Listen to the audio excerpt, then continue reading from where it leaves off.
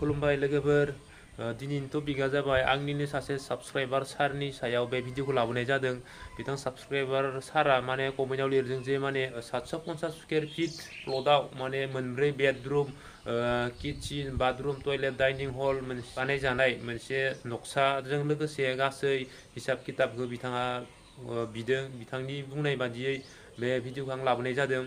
जुदि नोंथाङा चेनेलाव गोदानबा चेनेलखौ like share subscribe खालाम आरो बेल आइकनखौ दामना हो जाहाथे जोंनि सिमांनि देरा इउटुब चेनेलनि ओंथि गोनां राजमिस्त्रिनि भिडिअफोरा नोंथांनियाव थाबै सहैग्रोयो।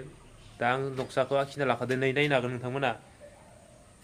नक्साया जाबाय नै बेनो इयो 750 स्कुवेर फिटनि इयो। बेयावनो मोनब्रै बेडरुम किटचेन मोनसे टयलेट बाथरुम दोङो आरो डाइनिं हलबो दोङो, लोगोसे सिरिबो दोङो गोजौआव गाखोलांनाय।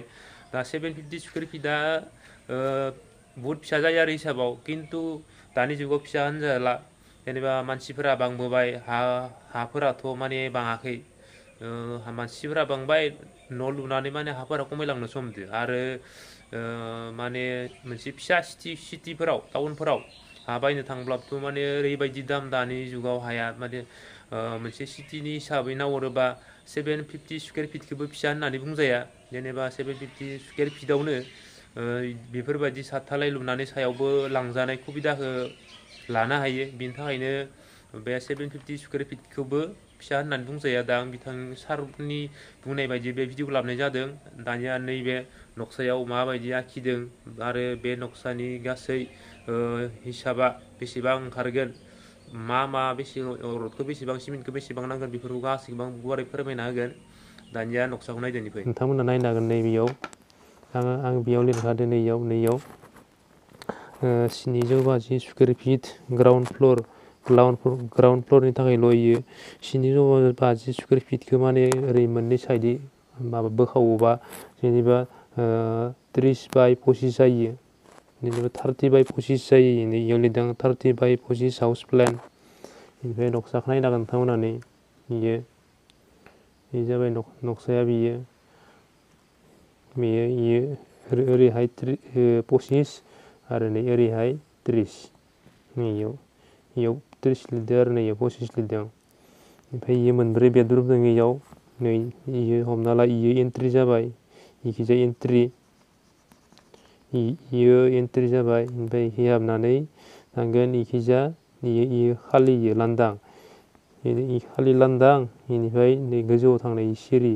दा बेसेबां खोन्थिनोसै। इयाव एन्ट्रि जाबायना, 1 नाम्बार बेडरुमा जाबाय नै बियो 1 नाम्बार बेडरुम। इयाव नोंथाङा मोनगोन गिदिरखौ 9 बाय 12 मोनगोन। इयाव रुमखौ 9 बाय 12। ओमफ्राय 2 नाम्बार बेडरुम, बेबो 9 बाय 12।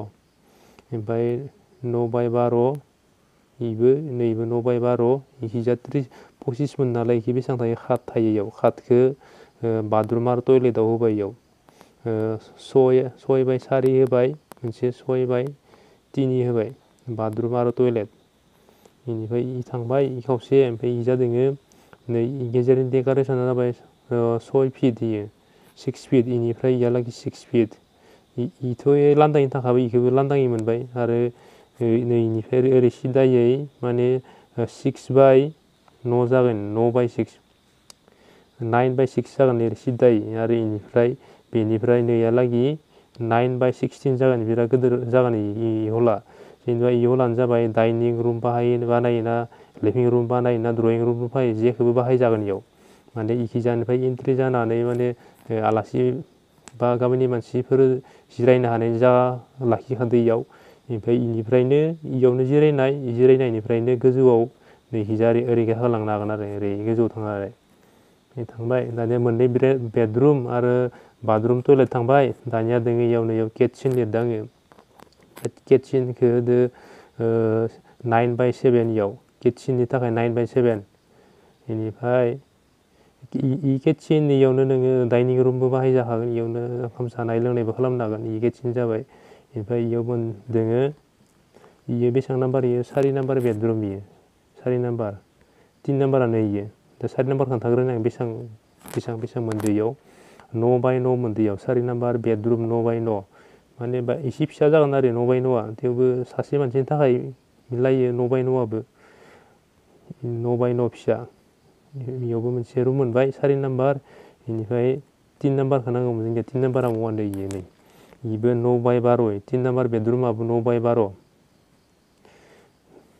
दा 9/12 नि मोनथाम मोनबाय 1 2 3 9/12 नि इखिजा 9/9 नि मोनसे मोनब्रै बेडरुम 9/7 नि किटचेन इखिजा आरो डाइनिं हला जाबाय 9/16 डाइनिं हल इखिजा डाइनिं हलदो लोगोसेनो नै इनिफ्राय इखिनियाबो लांदाङै थाखागोन 6/9 आरो नै ससेयाबो लांदाङै थाखागोन इबो हिसाबै माने इखिजा मोनब्रै बेडरुम किटचेन इनिफ्राय नैयो टयलेट आरो बाथरुम माने 25/30 25/30 नि माने प्लटआव बेखिनिखौ आखिना नोंथांनो होबाय आरो जेनेबा नोंथांमोना साननो हागौ जे माने खुन्थायालाय महा जौगोन खुन्थायानोथ' माखासे मानसि जौगोन आरो साननो हागौ दा इयाव मेन पस्टआनो जाबाय इ खनायाव जगोन इ खनायाव मोनसे इयाव मोनसे इयाव मोनसे इयाव मोनसे मोनब्रै जाबाय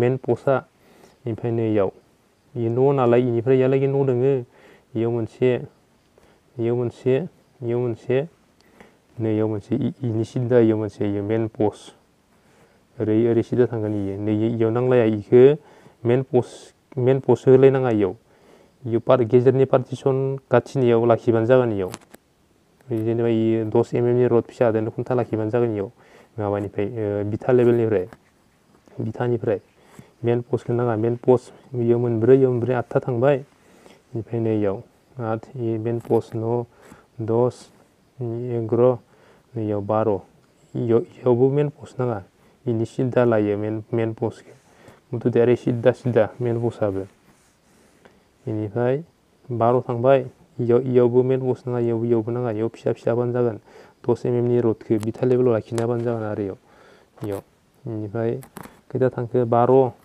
नैबे मेन पस्ट 13 14 15 16ता मेन पस्टआव बेखिनिनि माने 30/25 नि न'खौ माने प्लटआव लुनो हानायनि मोनब्रै बेडरुम किटचेन डाइनिं हल आरो टयलेट बाथरुम नोंथांनो माने ड्रयिंखौ होबाय आरो दा बेखिनियाव माने बेसेबां खरसा थांगोन बिनिबो आङो हिसाब खालामनानै दोनखादो भिडिअआ गोलाव जालांनांगोन नोंथांमोना जोबजासे नायलां आरो चेनेलाव गोदानबा लाइक शेयार साबस्क्राइब खालाम जाहाथे जोंनि भिडिअआ नोंथांनिसिम थाबैनो सहैग्रोयो दा बेखिनि न'आव बेसेबां खरसा थांगोन जेनेबा बालाया बेसेबां अन्थाइया बेसेबां रडआ बेसेबां सिमेन्टआ बेसेबां टाइल्स होबा बेसेबां थांगोन गासैखौबो आं हिसाब खालामना दोनखादो नै दा बे हिसाब खालामना दोनखानाय कस्टखौ आं उननि भिडिअ लाबोसिगोन गोजोन्थों